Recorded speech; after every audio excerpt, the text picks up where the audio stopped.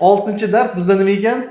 Davlat funksiyasi. O'zi funksiya deganda, xo'p, darsni boshladik.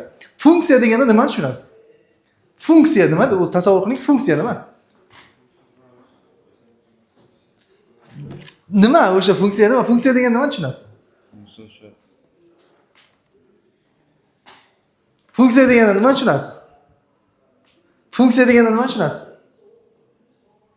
Funksiya bu vazifa. Funksiya bu nima ekan bu? Vazifa.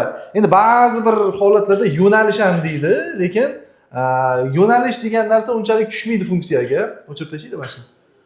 Demak, funksiya nima ekan? Vazifa. Sizning hayotingizdagi hozirgi asosiy vazifangiz nima? O'qish, to'ppa-to'g'ri. Nima uchun o'qiyapsiz? Yuridikka kirish uchun, to'g'rimi? Sizning hayotingizdagi hozirgi asosiy vazifangiz nima? O'qish. Hammaniga o'xshagan-da. Hech bir ovqat yeyish yoki ko'cha-ko'chaga borish, uxlash degan vazifalar yo'qmi?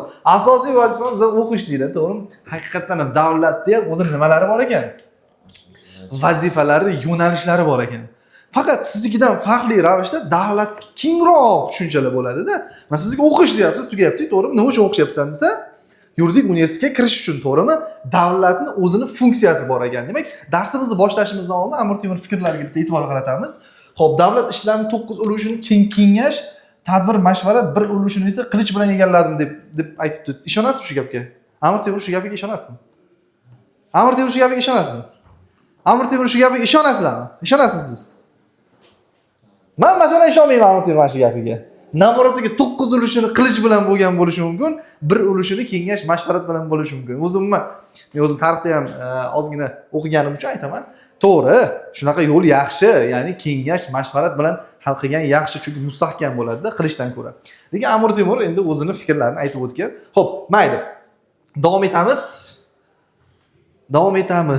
Davlatimizning funksiyalari qanaqa bo'lar ekan? Davlatning demak ichki funksiyalari bo'lar ekan. Qanaqa funksiyalari bo'lar ekan? Ichki. Ya'ni ichkaridagi funksiyalar degani ichki vazifalari bor-da. Masalan, sog'liqni saqlash qaysiga kiradi? Nima deb o'ylaysizlar? Sog'liqni saqlash ichki vazifaga kiradi, to'g'rimi? Yoki masalan, ta'lim qaysiga kiradi? Nima deb o'ylaysiz? Sizning huquq va erkinliklaringizni ta'minlash qaysiga kiradi masalan? Ichki, chunki ichimizdagi masalalar, ichimizdagi fuqarolarga, ichimizdagi o'sha munosabatlarga, ijtimoiy munosabatlarga tegishli bo'ladigan funksiyalar bu qanaqa funksiyalar deyilar ekan?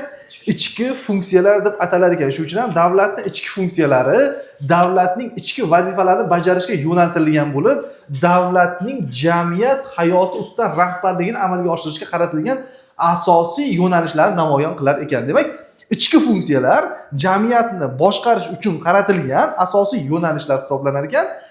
Mana shu davlatning nima qanaqa funksiyasi bo'lar ekan? Ichki funksiyasi bo'lar ekan. Tushunarlimi? Mana ichimizdagi vazifa. Sizning oilangiz bormi? Oilangiz bor. Nechta farzandsizlar? 3 ta farzand. Ota-onangiz bilan 5 kishilar, to'g'rimi? Yo bobo-buvingiz ham bormi? 5 kishi yashayapsizlar. Mana shu oilaning ichidagi vazifalaring bor-da, yoki yo'nalishlaring bor, to'g'rimi? Qaysidir tomonga borishlaring mumkin, yoki qaysidir uy sotib olishlaring mumkin, mashina sotib olishlaring mumkin, yoki oilaviy masalalarda 9 dan keyin ko'chaga chiqish taqiqlashlaring mumkin, to'g'rimi? Mana shu narsalar sizlar ichki vazifalaringga kiradi. Ya'ni xuddi shunaqa oila deb tasavvur qilsangiz, davlatning o'zini ichidagi munosabatlarga, ijtimoiy munosabatlarga tegishli barcha yo'nalishlar, bu qanaqa yo'nalishlar bo'lar ekan? Ichki yo'nalishlar, ichki vazifalar bo'lar ekan. Tashqi funksiyalar xalqaro munosabatlarning subyekti sifatida ishtirok etayotgan davlatlarning tashqi faoliyatidagi vazifalarni hal qilish bilan bog'liq bo'ladi. Masalan, O'zbekistonga mana shu kuni kecha kim keldi? Kim biladi? Kim keldi kuni kecha? Qaysi davlat? To'ppa-to'g'ri Ozarbayjon davlat rahbari keldi. U bilan ba'zi bir shartnomalar imzolandi. Ozarbayjon bilan strategik sheriklik bo'yicha, undan tashqari Ozarbayjon bilan qanaqadir o'sha iqtisodiy memorandumlar imzolandi. Nimaga kiradi bu? Nima deb o'ylaysiz? Tashqiga, chunki boshqa davlatlar bilan aloqa qilyapti-da, to'g'rimi? Yoki masalan, yaqinda Qozog'istonga bordi Shavkat Mirziyoyev prezidentimiz va u yerda boshqa bir vazirlar ham bordi. Qozog'istonda adashmasam Shanxay hamkorlik tashkilotining bitta sammiti bo'ldi. Shanxay hamkorlik sammitidagi ko'rilgan masalalar ichki funksiyada ko'riladimi, tashqi funksiyada ko'riladi? Nima deb o'ylaysiz? Tashqi, chunki boshqa davlatlar bilan munosabatlarni nima qiladi? Belgilab beradi. Men aytib qo'yibdi, xalqaro munosabatlarning subyekti. Subyekt kim bu yerda? Xalqaro munosabatlar subyekti? Davlat. Demak, davlat xalqaro munosabatlar nimasi ekan? Subyekt ekan. Mana shu xalqaro munosabatlar subyekti sifatida ishtirok etayotgan davlatlarning tashqi faoliyatidagi vazifalarni hal qilish bilan bog'liq munosabatlar, vazifalar qanaqa vazifalar hisoblanar ekan? Tashqi vazifalar hisoblanar ekan. Xo'p, davlat funksiyalari. Demak, ichki funksiyaga sifatli ta'lim bilan ta'minlash. Demak, aholini sifatli ta'lim bilan ta'minlash qanaqa funksiyasiga kirar ekan? Ichki funksiya. Sog'liqni saqlash. Sog'liqni saqlash qaysi biriga kirar ekan? Ichki funksiyaga kirar ekan. Huquqiy tartibotni ta'minlash, tinchlikni ta'minlash, ekologiyani asrash bular tinchlik va osoyishtalikni ta'minlash. Endi shularga bog'liq masalalar qanaqa funksiyalarga kirar ekan? Ichki funksiyalarga kirar ekan. Endi tashqi funksiyalarni qaranglar. Diplomatik munosabat. Qaysi davlat bilan bitta diplomatik munosabat o'rnatganmiz masalan? Bitta misol aytinglar. Любой bitta davlatda. Masalan, Amerika Qo'shma Shtatlari bilan diplomatik munosabatimiz bormi? Yoki Angliya, Buyuk Britaniya bilan, Avstraliya bilan, deylik masalan, Malayziya bilan diplomatik munosabatlarimiz bormi? Bu qaysi funksiyaga kirar ekan? Tashqi funksiyaga kirar ekan. Xo'p, xalqaro savdo, mudofaa, madaniy aloqalar ham boshqa davlatlar bilan bo'ladigan madaniy aloqalar ham qaysi funksiyaga kirar ekan? Tashqi funksiyaga kirar ekan. Juda ham oson mavzu. Bo'ldi, shu. Oldinlari har bitta funksiyani alohida ichida vazifalari bor edi. Hozir yangi kitobda unaqa vazifalar berilmayapti. Demak, siz mana shuni bilsangiz bo'ldi. Deylik, masalan, huquqiy tartibot ta'minlash, sog'liqni saqlash qaysi funksiyaga kiradi deganda, qaysi funksiyani aytishingiz kerak ekan? Ichki funksiyani aytishingiz kerak ekan. Bo'ldi, boshqa narsa yo'q. Xo'p, mana bu yerda ba'zi bir nimalar bor?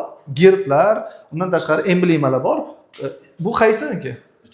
Ichki ishlar vazirligi. Ichki ishlar vazirligining emblemasi biza tashqi funksiyalarga qo'shsak bo'ladimi? Ichki funksiyalarga qaysi nima? Oti bilan aytib turibdi-yu, ichki ishlar deb. Ichki ishlarni hal qiladi. Shuning uchun ham bu qaysi funksiyaga kirar ekan? Birinchi, ya'ni ichki funksiyalarga kirar ekan. Xo'p, O'zbekiston Respublikasi Milliy gvardiyasi qaysi biriga kiramiz? Ichki, to'ppa-to'g'ri. Buni ham biriga qo'yamiz. Xo'p, davlat xavfsizlik xizmati nima deb o'ylaysizlar?